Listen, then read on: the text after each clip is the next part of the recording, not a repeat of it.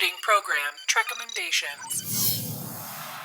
This does worry me, this one, I'll be honest, because this could be a, oh no, Jason starts spending money again episode. So be careful what you say. It's not too expensive. Oh, I know, but it all adds up every week. Yeah, tell me about it.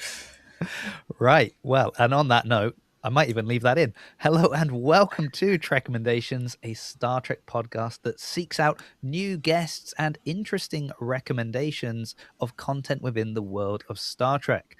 And joining us today is a man that moderates a wonderful Star Trek group and is also the host of the podcast Failing Frequencies that I will just assume is on hiatus for now. Extended hiatus, let's say. There we go. It is, of course, the wonderful Mike Smart. Hey, thanks for having me.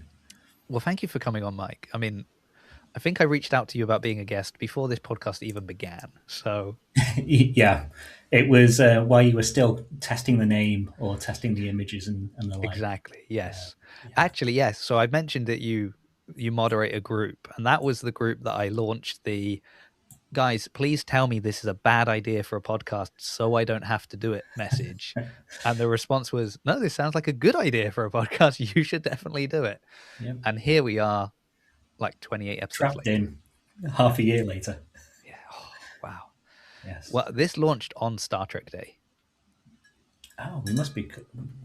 Yeah. So it's very easy for me now to know when a year will be up. So, and I should probably do something special at that point. Oh, yeah, you've got to do a year celebration. Yeah, what will that look like? We don't know, but excellent. Well, clearly it's somebody who's had a Star Trek podcast has a Star Trek podcast on hiatus, as Star Trek has often been. So yeah, and they're talking before, yes. Very fitting, and is heavily involved in the online Star Trek community. We will assume you are a Trekkie, but of course, we must calibrate you. So let's go into some calibration questions. Calibrating. I've asked this question before, but I know that you are somebody who has, I'm going to say, compiled a lot of information on various Star Trek uniforms. Oh, yes. So my question is, of course, going to be, do you have a favorite Star Trek uniform? And I'm going to add in a Delta or insignia as well. They don't have to be matching to that uniform. You can pick and choose from different ones. See, I'm very peculiar in that I think most of the time Starfleet uniforms should have a couple of things which make maybe the Strange New Worlds ones are very good at, in that you should be able to see someone's rank and insignia from a fair distance away. So having cuffs that do it, fantastic, love it. The Strange New Worlds Admiral one, where you can see it like that, fantastic, love it. I think I did a fan costume that was similar many moons before it came out. But my favorite costume is the wartime versions, which you don't see that as much from DS9 and First Contact on. The purple, let's say, tops. Right. I understand what you're saying about the cuffs. That makes sense. Although I always, but maybe it's because we're usually looking on screen, right? And so if they've got their arms down, it's hard to see. Whereas the pips are very obvious, I think. But I'd started a TNG, I will say rewatch, but I am introducing my son finally to it. And so, and you know what's funny is we watched Encounter at Farpoint, and then I said, right, you've seen the pilot. It gets better. No, I said, you've seen the pilot. Would you like that we jump to season 2 and just skip some of the bad stuff? I think up until then, I'd only ever shown him Measure of a Man, just to be like, by the way, here's a great episode of Star Trek you need to watch. But he is like, no. If we're doing it, we've watched maybe the first 5 now. Okay, cool. But he hadn't picked up on the pips. Yeah, and controversially, like he didn't pick up anything on it at all that was that was weird, and what a wonderful go way that would be if everyone could see. Yeah. It wasn't weird because they didn't have the if people didn't know racism, let's say, then Yeah. they wouldn't be able to pick it up. Yes. Yeah. Mm. So that'll be, that'll be a discussion for the future probably. Yeah, But yeah, but he hadn't picked up on the pips. Mm. And then he had the strange no, he didn't. Lower decks. He's got the lower Yeah. decks uniform. We went to Mm. a Comic Con the other day, and he'd got the badge on it, and I just said, "Oh, do you want a pip?" And Mm. then we had to have the pip discussion because he'd never picked up Okay. on the pips before, sort of thing. Yeah. So there you go. That's My only issue with the pips, because I do really like the TNG pips, is you can only see them from one side, and right. really only 30 degrees of viewing someone you Yeah. can see them. So when you step And on and you're kind of on the wrong side and you say, "Who is this and what's he doing on my?" And then they turn and you're like, "Oh no, they outrank me." certainly a lot of the Trek TV programs, you've got the stunt doubles or the extras for a couple of people. So you see a bald person that's the same size as Patrick Stewart walking around in a red uniform because they're fitted to them.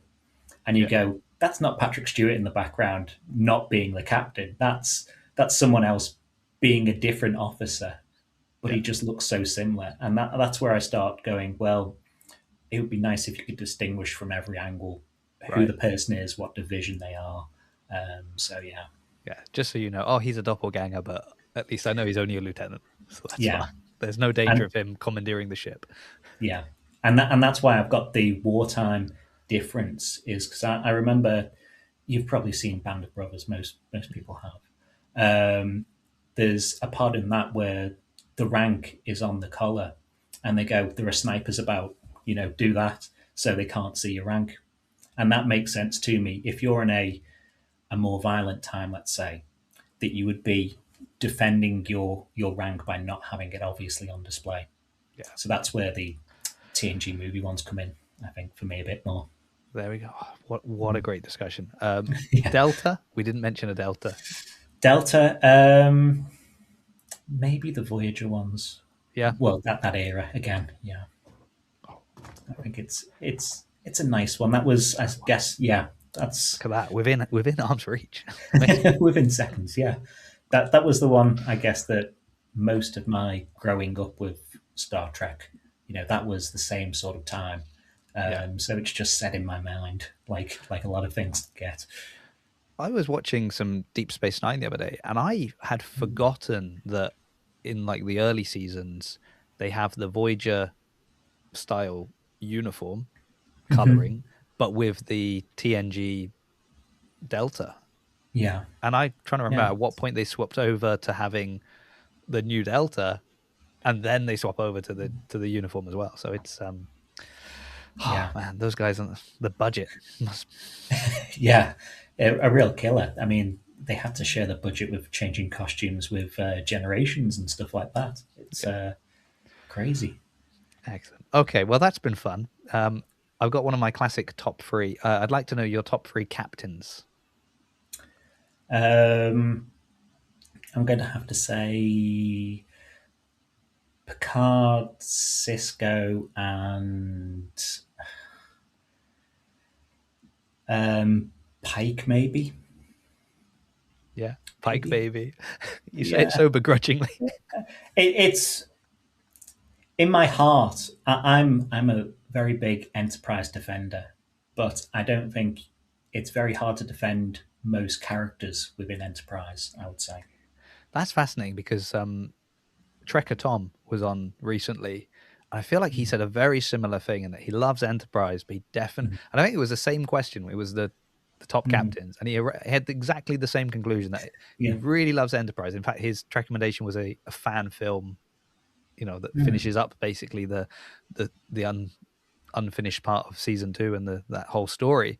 But he's same thing. He was like, it's a great thing, but I don't think he's a great captain. So No. interesting. There's one or two characters within Enterprise that I think are strong characters that would go toe to toe with other series. But out of a cast of whatever it is, 7, it's a hard one to go for, I would say. Yeah. Pike's a good shout. Although this would be my, I don't know, controversial opinion, hot take, maybe none of the above. But I think the best version we saw of Pike was season 2 of Discovery, and I've been waiting to see that Pike again. And I understand, the trauma and all of that, and learning about his future and the knock-on effect that will have had. But I just think the way he came in, it was so good. And that whole time I was like, oh, I just want a show of this. And then when there's a battle and they were cutting between the Enterprise and Discovery and Enterprise and Discovery, and I was like, oh, every time they were on the Enterprise, I was like, that's what I want. That's what I want. And then they made that. And I was like, yes, they've heard me and lots of other people. And I just feel like he's just still not quite there. But I live in hope for seasons 4 and 5. And then that's it. Yeah, unfortunately. I think the maybe the first episode of Strange New Worlds, he's very similar, where he's he has to bring the Enterprise down into the atmosphere of the planet and give them the talk then. And the episode where it's the Cloud Bringers, or they're up in a cloud city and they hook kids up with to make batteries out of them.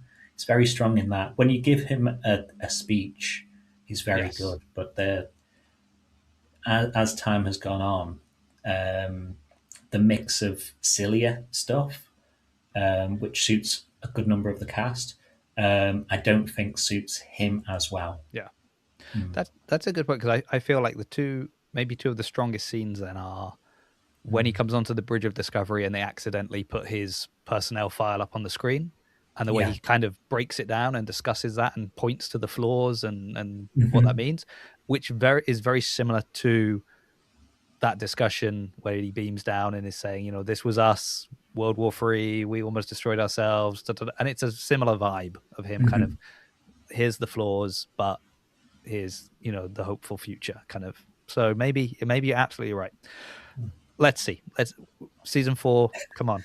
I live in hope, and at least he's got his rank on his arm. So yes, you're happy with that. I'm happy with that. Right. Speaking of the fact that we know we've only got season 4 and 5 and season 2 of Academy to come, and then the future of Star Trek is very much unknown. What would be your dream project for Star Trek's return? I would quite like, because I don't think there's, as I say, I love Enterprise. I think there's a lot of opportunity in the Lost era. Lots of people will point to the Star Trek Legacy. I think it's time to do another jump, though, and not a jump as far as Discovery did and Academy. And I think shows work well when they've got a defined plot or reason behind them. So Deep Space Nine was in front of the wormhole, guarding that and the like, or the center of trade. Voyager had a very strong one of the journey home. Picard season 2, let's say, opened up a very large wormhole thing at the very end that went to a mystery place. I think there's opportunity to do a Enterprise G city ship going through to a new universe and meeting all the races of a new universe and establishing a federation there. Yeah. So there's no hope of going back, or that, it's a one-way trip. It is, if you want to go here and, be on the forefront, be on the frontier of a new universe, of travel, new races, do it. And because we know it's a one-way journey, it's people going along, there's a city in the ship. It is life like that. And I think that could be a relatively strong piece and maybe slightly redemptive of the Enterprise J. It's a good answer. It's the most clearly defined answer I think I've had to this question, Okay. which I like. I'm a big kind of, I don't necessarily want the son of so and so, the cousin of this person, the flatmate of so. Like, I just want a new crew, not necessarily related to any of the previous things. Like, if you want to tell me that somebody is McCoy's great granddaughter or something like that, fair enough, I'll allow it. But there's no chance of him turning up on the ship, kind of thing.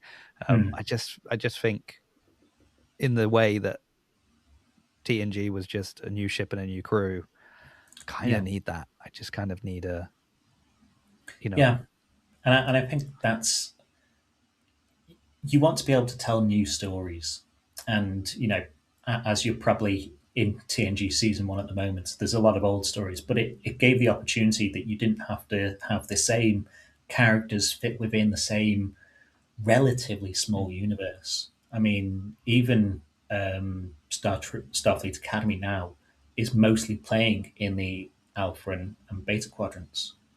It's a very small universe, really, and Star Trek, I think, does better when it can be on the frontier and it's meeting new people and going, oh my god, you're doing this, well, that doesn't fit into our sensibilities, but maybe we should learn, maybe you should learn, maybe we should learn, maybe we should arrive at the middle place. And it's very difficult to do that if you're tied to, well, my dad is, well, we're on this planet, we're following up from this. So I quite like something new. Okay, well, let's see. We'll package this up, send it off, and yeah, if we hear from whoever will be running Star Trek in the future, we'll know. All right, well, excellent. Well and I mean, very thought-provoking answers, Mike, I've got to say. Thank you. Lovely. But now it's the time. Now it's time for speed. So we're going to go into red alert. Please, in 60 seconds or less, can you tell us what is your Trekommendation and why you've brought it to the show? So my Trekommendation is Voyager Across the Unknown, which is a roguelike story-driven survival game that lets you command Voyager and its crew as you travel across the Delta Quadrant on the way back to Earth. I think for a long period of time during what I'll call the second grand hiatus of Star Trek, Janeway got probably unfairly scrutinized, more than a lot of other captains, for some of the decisions she made on the way back. So this game puts you in the place to say, okay, you can make the difficult decisions, you can go down different stories, let's say dialogue trees than before, and see how they affect the journey. And because the replicator hasn't been invented yet and we live in an unfair capitalist society, one of the reasons they'll stop making Trek eventually is because no one plays games or no one watches the series. So play the games, so they keep making them, I would say. You've really done me in with that final line as well, because one of the things I'm excited that you want to talk about this game. I've been umming and erring about getting this game. I have it like bookmarked on the PlayStation 5 store, on Steam, on different things, to be like, maybe I could get it, because I was like, well, if I get this, I'll never be able to play it because I've got to fight my kids for the TV, and that's always a challenge. And then I was like, oh no, I could get it on my PC, and then I could be playing it. So I've been already kind of deep in thought about this. I'm glad that you're on to talk about it, because my only thought as well is it doesn't feel like a me game very much. No. And there is that part of me that's like, well, it's not really my kind of thing. Also because I'm a very much a like dip in and out of games kind of person, just due to time. So yeah, that I struggle with. Although I have had a fun idea about this game. If you convince me that I have to get this, then I have got a fun content idea around this game as well. Play through. I was thinking, because the point is that you've actually said something really interesting, in that we scrutinized Janeway's decisions for so long. Like, we've had so much. So when you're playing the game, I'm going to assume you're in a position where you're saying, well, do I do what Janeway did, or do I do my own thing? Right? Like, that's going to be options. So I'm thinking about playing it together with my son. So I know what Janeway did, but he doesn't know. Yeah. And then we can make our decisions together. And it will be interesting to see, is he going, oh, we should do this? And I'll be like, oh, Interesting. That's what Janeway did. Or will I be going, interesting, he never picks what Janeway did. This is, I'll have to watch my son from now on. Yeah. He's after killing two Vics immediately. Yeah. Yeah. Yeah, he actually suggested we combine some more of the crew together and then get rid of them as well. Make the ultimate crew member. Yeah. Yeah. Okay. So Yeah, if anyone I would say it wasn't maybe the game. Same sort of age as yourself, probably. When I was playing Star Trek game, it was Interplay that was the real heavy hitter, and from Star Trek Academy, the game. So we're talking in the 90s up. So it maybe wasn't particularly the game I was looking for either. But I still think it's a stronger entry, let's say, than what I was hoping for. Okay. That's interesting because I've seen you in the lead up to it as well. There was another game that came out recently. I cannot think what it was called now. That was again kind of a ship, like amassing your squadron and like kind of what was that? Because you played it and you were disappointed. I remember. Yeah, I try and play all the Star Trek games and disappointed. Infinite. Yes. That was it. The I think they call it 4v4 game or something like that, where there are four main races and you're trying to take over systems. Yes. So yeah, it sort of Sins of the Solar Empire. People might know slightly more, or Solaris, which I think they took the engine for that and adapted it. And I've probably had more fun with this, say, and I still don't think they're not 100% perfect games. There's stuff wrong with either of them. There's stuff wrong with every Star Trek game. And there have been patches already on across the universe, across the unknown, to make it slightly better. But that's how these games are. That's how every game is. So how does it? So I've seen images, I've seen people talk about it, but I am curious. Like, how does it actually? Because I know it's a survival game. So it's a like a point and click with a mouse kind of game. Pretty much. It's not, you're not beaming down as Chakotay and shooting stuff. There's some ship combat, but you're not really flying the ship. You're giving commands to it. So overall, you start off looking at a system map, and within or sector, let's say sectors, and within a sector, there's a couple of systems, a couple of I don't know, stars, and a couple of planets around them. And you've got to fly the ship, direct the ship to just point it at a planet, scan it, and say, okay, there's dilithium there. I need to go there and pick up that to then have enough fuel to keep going, to go to the next planet, to pick up something else. And as you're going along the way, there are dialogue trees you can arrive at. Let's say there's missions based on episodes of Voyager. So you'll arrive at Faces, the one where B'Elanna gets split in two. And I'll try not to spoil large parts of the game or large missions, but I'll pick on Faces. Why not? Because it's an episode that I don't think many people have in their top 10. So when you arrive at that system, it'll take you through a dialogue tree, and you're picking, okay, who do I want to send on this away mission? On some away missions, there are certain skills of crew members that you're sending, and you have to complete tasks there. And the dialogue can impact. So maybe you don't get a reformed B'Elanna out of her Klingon and human side. You'll end up with one or the other, or both separate. And a lot of that, how the decision tree works and how the away missions work, is based on a random number generator, rolling the dice.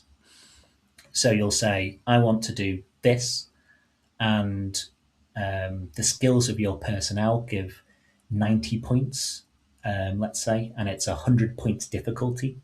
So you've got a 9 in 10 chance of being able to pull it off. Right. So you can still fall victim of RNG. Yeah, so just not wanting everything and going, oh no. Yeah. I'd be fascinating to know what like the worst playthrough for someone and they just failed everything. I had a terrible one. The reason why it took me longer to have this conversation with you is I had to quit out of one because I'd lost a good number of crew members, and yeah, poor them, poor Chakotay, I guess, poor B'Elanna. Wow. Okay. Yeah. I mean, in that case, so let's say you lose B'Elanna, to replace her, like in engineering and on that role, are you just, is it kind of random crew person that we don't really remember that well? Is it, actually, you know, you've got other people that are, or I suppose you can also be recruiting from, you know, people you meet along the way. I guess you can. So you can certainly recruit along the way, and you also have this side view of the ship, and you're specifying the rooms in it, which I think is a good part. The flying around and resources and specifying how your ship looks out, I think is very good. And then you can assign crewmen to, or crew people to, a particular room to give it a boost in efficiency, let's say. Right. So if you have B'Elanna in the deflector, you take less damage or something like that. Oh, yeah. But if B'Elanna dies, you can recruit someone else. But for the rest of her game, the dialogue that's supposed to be B'Elanna, anytime it cuts to engineering, B'Elanna's stunt double pretty much is there to take over. So someone who looks almost exactly like B'Elanna takes over. Well, this was going to be sort of another question I had, is like when you're saying, oh, so we'll stick with B'Elanna because it can be, you could lose her completely, you could get her back as normal, or you can now have, you know, human and Klingon versions of B'Elanna. Then how seamlessly, I was going to ask, does that integrate into, you know, so now if you've got double, does that mean you can put one in the, you know, one can look after the deflector and one can look after the warp core, and you're actually, that's like a super bonus to the game? It can be, yeah. So there's one case where that doesn't work. So having a named crewman around can give you options within the dialogue tree that you might not necessarily have otherwise. Right. So for one mission, there's side missions and then there's main story missions, I guess, as you're flying around, and you can run them in parallel. And I was running a side mission, and it said, which crewman do you want to, I don't know, go away, do this away mission for 5 turns, and you know you can fly around and do other stuff in the meantime. And I selected Tuvok. You know, good player, Tuvok. I'm on record on this show of saying I'm a massive Tuvok fan. I think Tuvok I think he might be the best Vulcan in Starfleet. I've said it. Yeah. I've said it, and then I've said, and remember, everybody, Spock's half Vulcan, so don't come at me. But yeah, I'm also really enjoying some of the books I've been reading recently and some audiobooks I've been listening to, and Tuvok is featured very heavily in like the, you know, in Titan and stuff like that, and every time I'm just like, oh, this guy's better and better. Yeah, I think he's an unsung hero, or little sung hero from Voyager, because he gets to be Janeway's rock. He's training the Maquis and is kind of the go-between there. He's, you know, butting heads with, but not really, Neelix.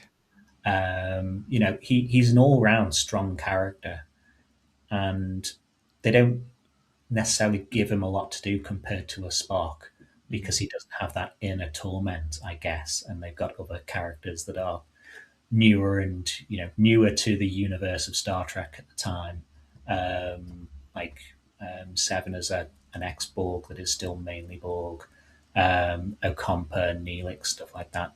They have a lot of focus on those guys, maybe, but not he's just a Vulcan. Just another Vulcan. Okay, so you'd sent him on the side mission. I sent him away on a side mission, and then I got to a dialogue tree, and you can see it grayed out, and it says, "Oh, mind meld with Tuvok." And I go, "Well, Tuvok isn't here, is he? So I can't mind meld with I him." love the idea that you just ask, does anybody else know how to mine?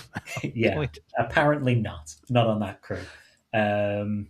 So that kind of limits you in some ways, and if you lose a character, or I don't think it happens with Balana, but if with some characters that get altered, let's say, you don't have the opportunity to then do that character's main feature, main speciality, or whatever. Right. Interesting. Um, like, I don't know. I I want to ask some questions. I'm like, are these spoilers or are these just things I'm curious about? Um, so be careful, people. If you don't want to know the answer to these questions, then jump ahead. I don't know, 5 minutes.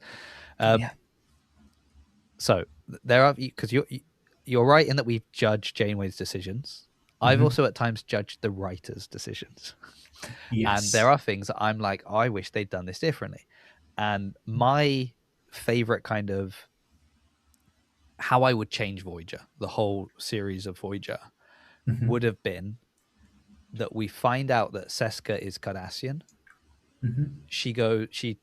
We completely, restore her to being a Cardassian. She's a full Cardassian. She is on the crew because there's nowhere else for her to go. We've got to get her home. And then the whole way home, you have this other dynamic where obviously you've got Starfleet and you've got the Marquis that were kind of, had their feelings about it. But now you have someone that just does not understand why you want to do it this way. Like with every decision, it's like, well, we're going to do this. This is a start. No, we should steal it. We should take it from them. We should do this. We should that. And over the course of that journey, they start to see why the Starfleet way works, why the Federation behave this way, so on and so forth, to the point that when they arrive back home, they are like, now they're all on board, and they could be pivotal in then actually having helped Cardassians join the Federation, maybe, or whatever. So I'm curious to know, can you do anything with Seska, or does she leave and that's it? You can, based on an RNG and picking the right choices, get her to stay. Did it work out for me? No. Like, Jason, how far through this playthrough are you? I've restarted it 17 times. Yeah.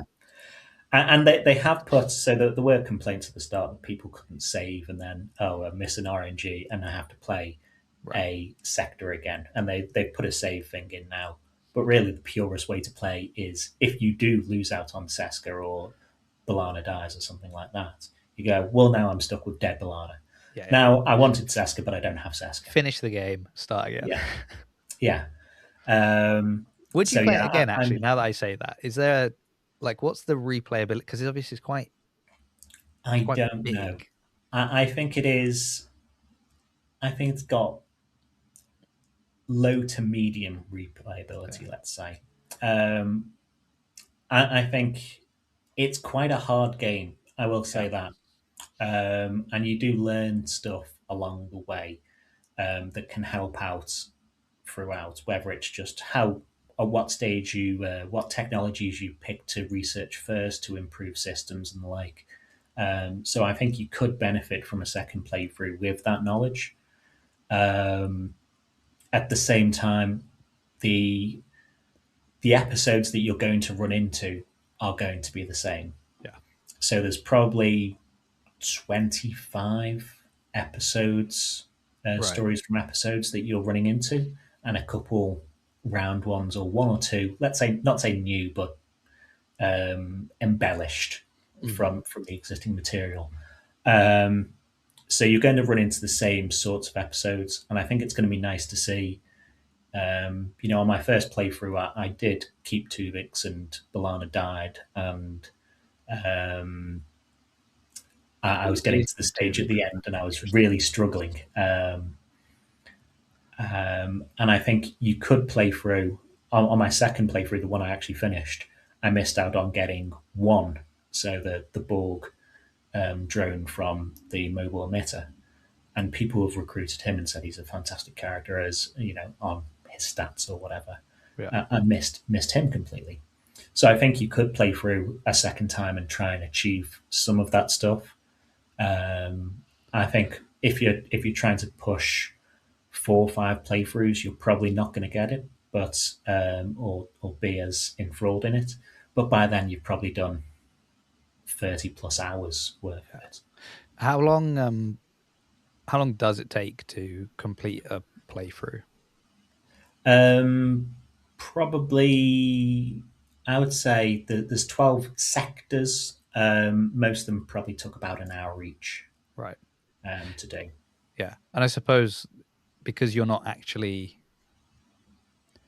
you're telling people what to do, you're making decisions, and other people are carrying out. It's not like, oh, I'm really good at this game and I can speed run through this kind of this area and this section, because you're still ultimately at the like, well, I've got to click on the right dialogue trees, and even if I got really good at clicking on them quickly, it's like, Yeah, it takes as long as it takes, kind of thing. Mostly, you do get in between. Umming and erring over where I should put someone on the ship is what's probably going to take me 6 hours. Well, more than that, you've got, as I say, in each sector there's a couple of systems. So maybe there's 5 different systems along the way, and across each of them is 15, 20 planets. Right. For story wise, you can probably optimize it so you maybe go to a third of them most. And you can skip side missions and the like, and you can probably finish it quicker. It would be harder in the end. Eventually, it's, I guess it's no spoilers, but Voyager ends with the episode Endgame, and there are Borg to fight in that.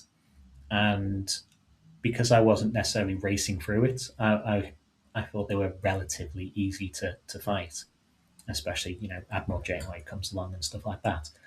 I think if you are rushing through it, it's going to get harder as you go naturally anyway, because you're like, who needs to upgrade my hull? I can do it without any upgrades, and suddenly you're facing a cube and trying to fight them off. So you probably can try and do it a bit quicker, but it will be a struggle.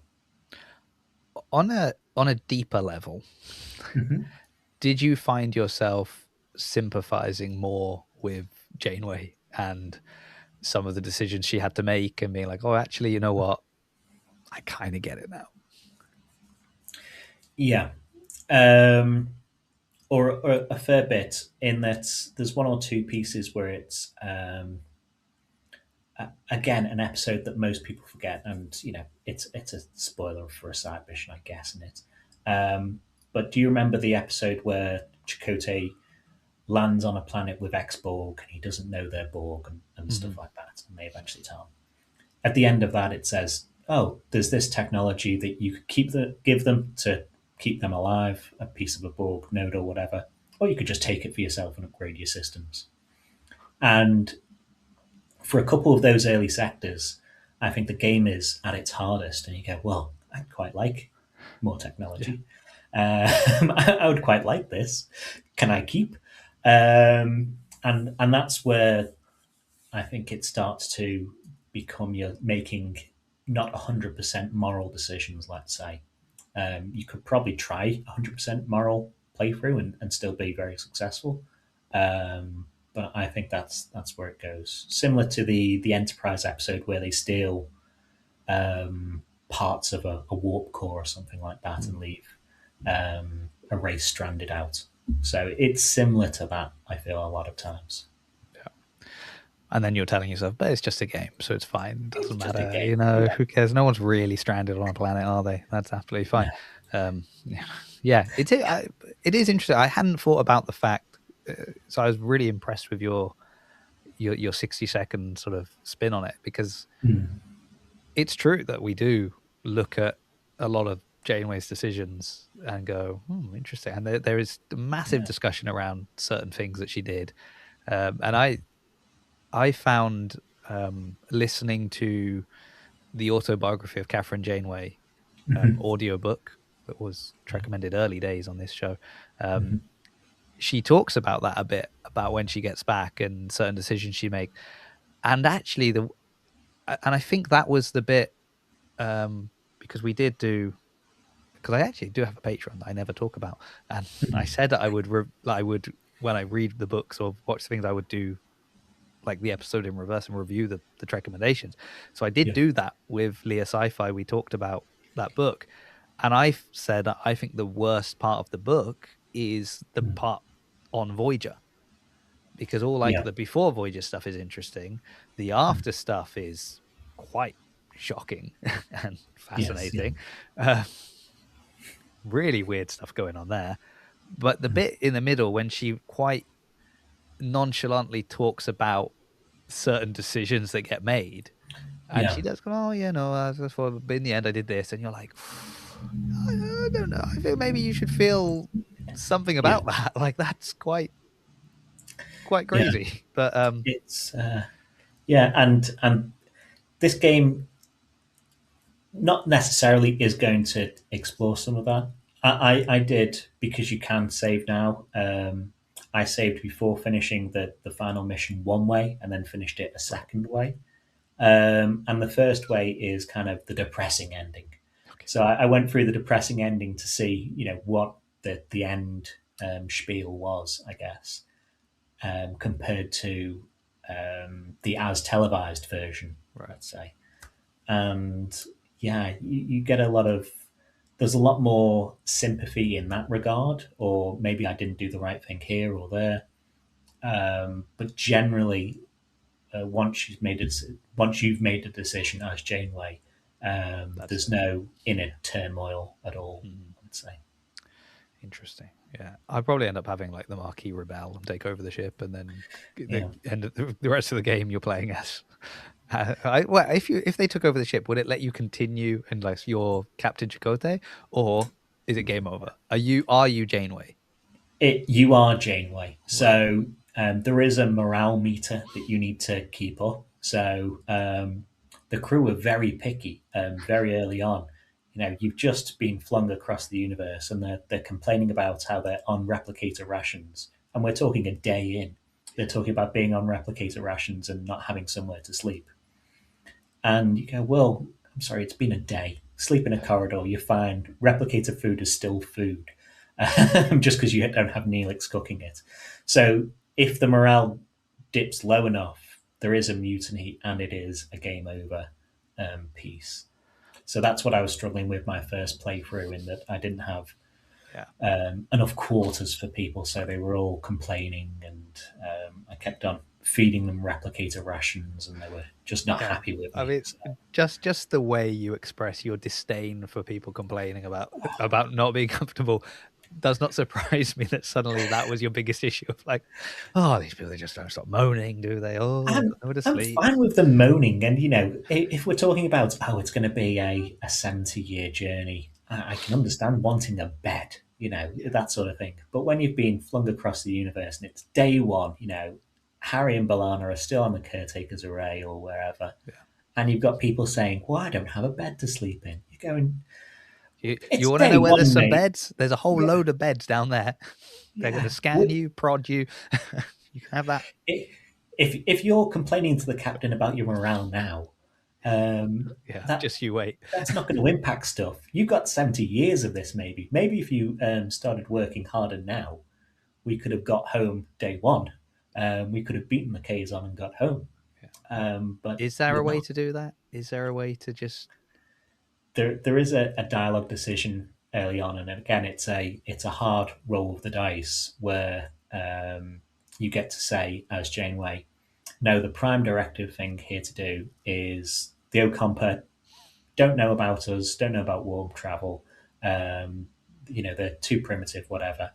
We're going to just use the array to get back, because it's not our job to defend every race in the universe. And you can get back like that, and then you can just throw the McKee in jail.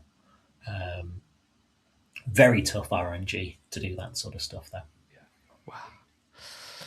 But, you know, maybe that's the right thing to, And then I was thinking about the morale issue as well, and then it's like, is this a way of them telling us, no, you see, Neelix was really important. He was the morale officer, and it turns out that was an important job. And you're like, don't tell me that. Like, don't let me hate this character for 7 seasons, and now you turn around and tell me he was the most important person on the ship. Like, what are you doing? His skill is boosting morale, and morale is something that you're always against. So he is quite. You can't get rid of him. You have to keep him. Pretty much. You do feel a loss if you do go the Tuvix route. Did you do that in your second playthrough? I did in my first. I didn't in my second. No, because you lose dialogue tree options. Well, you lose dialogue tree options about mind melds and stuff like that. Yeah. And it doesn't punish you morale wise beyond that sort of piece. But then for later missions, you're really you could use Tuvok to do this or Neelix to do that, and you've lost out. Mm-hmm. And I've seen 1 or 2 people have already thrown out a mod that says, okay, there's no reason, we don't know in canon that Tuvix can't mind meld. Yeah. So you think he'd be able to do both? He's got both their skills in one. Yeah, like that's the whole point. One, so it's actually why don't we put in the mod, or they put in the mod that Tuvix can have the same skills as both of them. But he eats less food and he only needs 1 room. So you're actually, I mean, when you're complaining about rooms, I don't have a bed to sleep in. One's just become available with some beautiful Vulcan decor as well. So you can have it's a really nice room. Lots of candles about. Yeah. Which is a fire hazard on a ship that's stranded in the middle of nowhere. But anyway, that's fine. Okay. You said it's not a perfect game. What would be what are like the things that are going to turn me off this game then? What is the thing that you think, oh, this is when Jason rage quits? It's this mechanic, or it's just okay. I noted a couple of them. As I said before, it is difficult. I played it on medium difficulty and failed the first time. Played it on medium difficulty the second time and finished it. And I was breezing through the last couple of sectors, but they're maybe 2, 3, 4 are the hardest parts of it out of 12. So you're going to possibly struggle early. The audio of the game is bad. So when the demo came out, they had no voiceover work, and people complained, as they did. And from the time of the demo to the launch, they found Tim Russ and Robbie Duncan McNeil and said, can you record maybe a page of dialogue each sector? Mm-hmm. So once an hour, you get to hear a voice for 2 minutes. That's hard, I would say. I would say it's very difficult to play the game without a podcast on in the background or without a TV or something like that, because corresponding episode of Voyager. It's the same audio looped, same, I guess, 3 tracks over and over again. It's hard work. And they really should have worked that out early. Said before about you lose a Tuvok and you lose the skills of it and you can't replace anything. There were 1 or 2 bugs that have been fixed since I started playing it. What I would say is it's got quite bad mechanics when it comes to when you beam an away team down, you pick 3 characters and they've got certain skills and they level up by completing that mission. Right. And because, let's say, you don't need to send Kez on every mission, she stays at level 2. Right. And you go, oh, right, now I need her at, sector 5. And she's rubbish. Yep. And there's no way to scale up characters beyond, I guess, throwing them into an away mission. And it makes no sense because there's a holodeck room type that you could just assign a character to and have them be trained up. But that's not a mechanic in the game that probably should be a mechanic in the game. It makes me think of like the daycare centers in the Pokemon games where you can leave a Pokemon there and be like, you stay in the holodeck, you live there, and then, I forgot. I can't even remember how to get to the holodeck. And then you eventually go there and they're like, they've leveled up massively. It should very much be that, because you do still take a hit in putting them in there. The same with Pokemon, that you don't have that Pokemon then to, use as you're traveling around, and you have to go back and pick them up. If they're in the holodeck, they can't be boosting the output of hydroponics or something like that. So it would be, you're still doing a bit of a trade-off to skill up people. And also, like, how often do we see stuff go wrong in the holodeck? I mean, you're not safe in there. There's there's going to be some random alien that just thinks the holodeck is real and comes in or does something, or another Moriarty takes over. Like, who knows? It could be. So surprisingly few holodeck missions within it. So there's no Bride of Chaotica. There's nothing like that. So shocking. Really. There'll be additional content. No Fair Haven. Okay. Yeah, I don't know. I'm on board with your comments about we want to support Trek games, and I don't need it to be.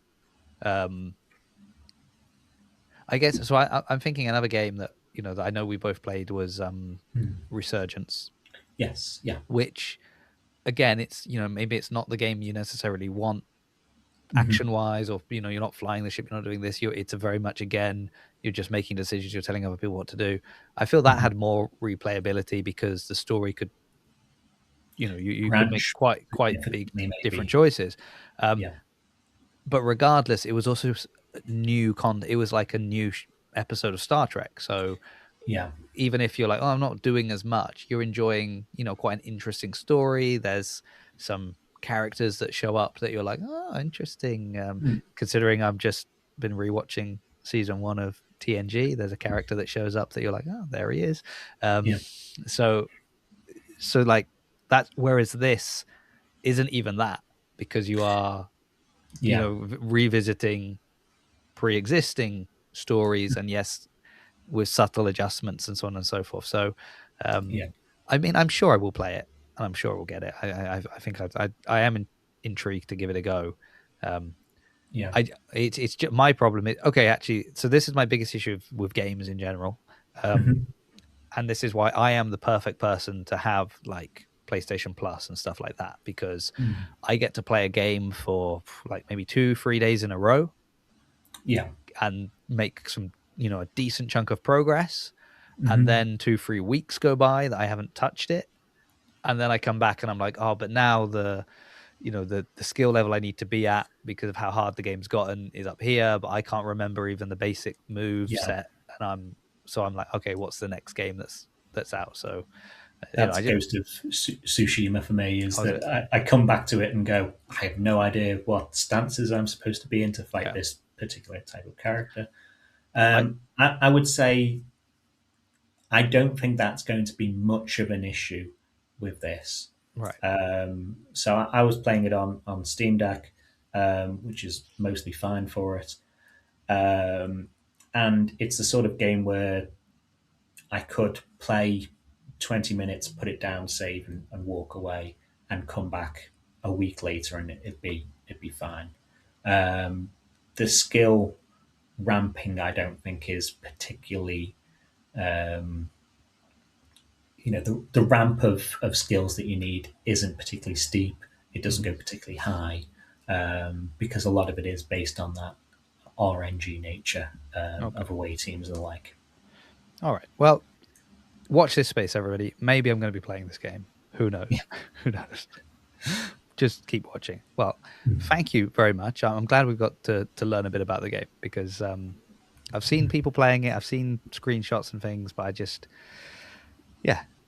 it's interesting. So I'm looking forward to seeing if people give it a go now based on this. So let me know, people. If you play this, send us an email or something.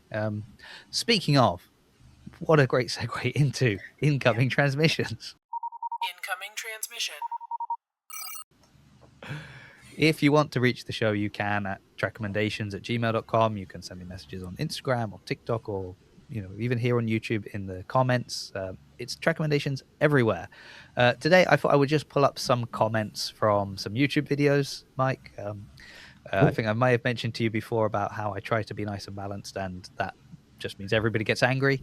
So I'm just going to read off a couple of comments I've had on some of my recent ones, particularly about I address the Sam having the kind of 17 years restored and why I think that's good, and it potentially fixes something that could have been an issue.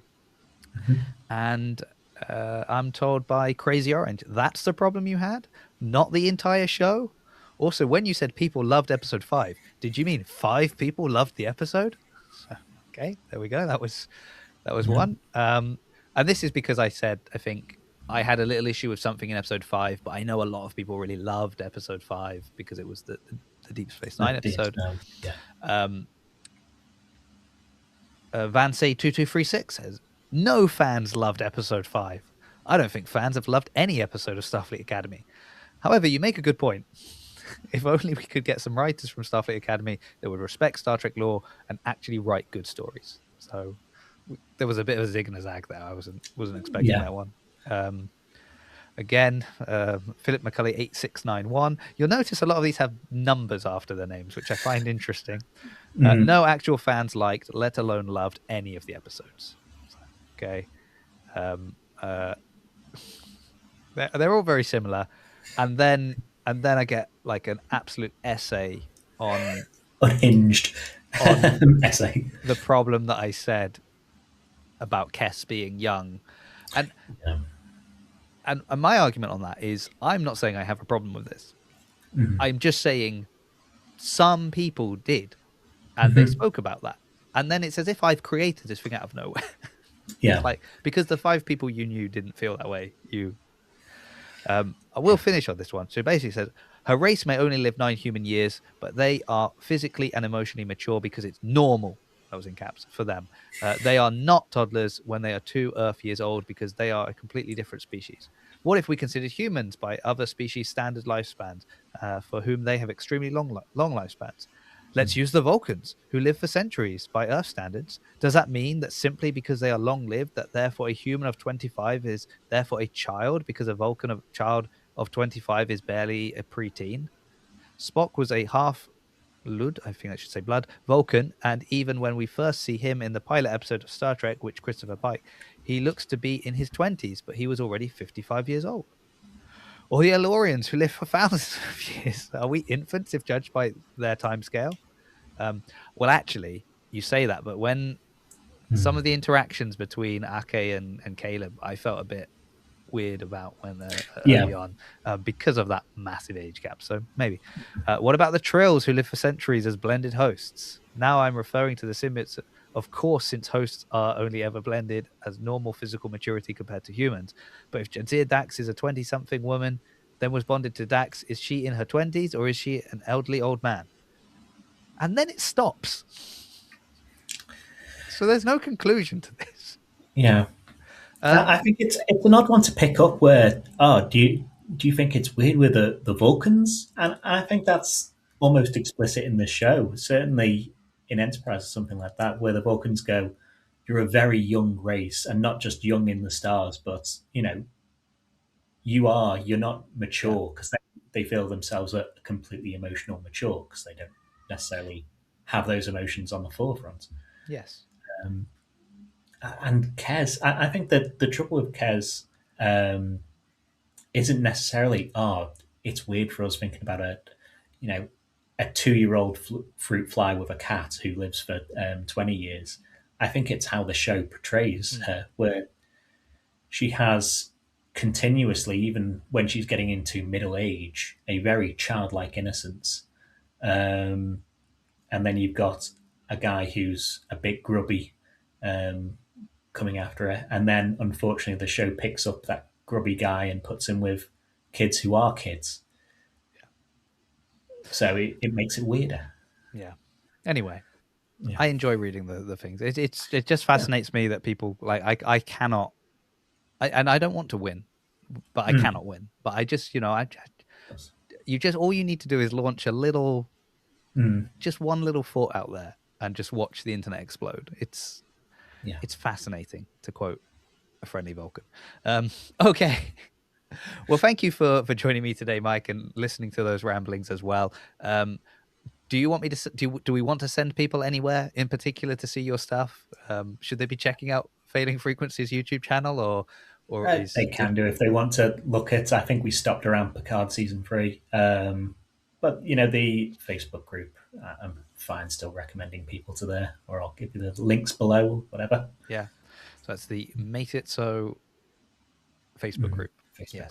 Okay, there's some questions to get in, so make sure you are well versed in your Australian pod lore as well. Well, thank you so much, Mike. Now we'll see if I boot up Steam or if I go and have dinner. One of the two things is going to happen. Yeah, people can go and check out that. You can also see the backlog of episodes and some of the little video compilations and things you've made as well. Very nice.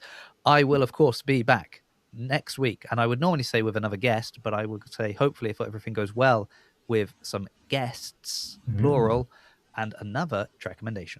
Ending program.